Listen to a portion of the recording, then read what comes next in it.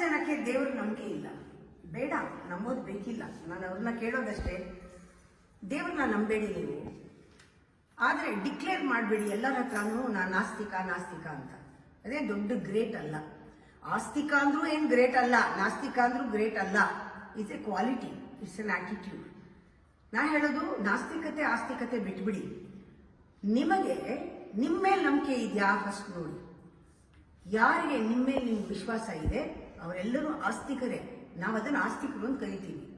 ನಿಮ್ಮ ಮೇಲೆ ಯಾವಾಗ ವಿಶ್ವಾಸ ಇತ್ತೋ ಅದರ ಆತ್ಮವಿಶ್ವಾಸ ಅಂತೀವಿ.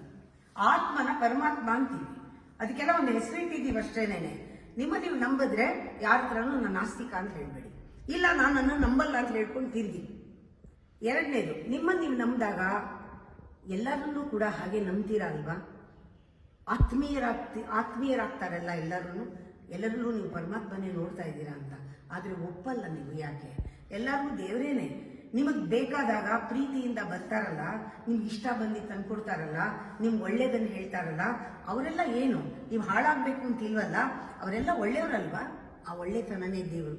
ದೇವ್ರನ್ನ ಕ್ವಾಲಿಟಿನಲ್ಲಿ ನೋಡೋಕೆ ಶುರು ಮಾಡಿ. ಆವಾಗ ನೀವು ನಾಸ್ತಿಕತೆಗೆ ಒಂದು ಒಳ್ಳೆ ಅರ್ಥ ಸಿಗತ್ತೆ ನಿಮಗೆ. ಆಗ ನಾಸ್ತಿಕರು ಅಂತ ಹೇಳಲ್ಲ.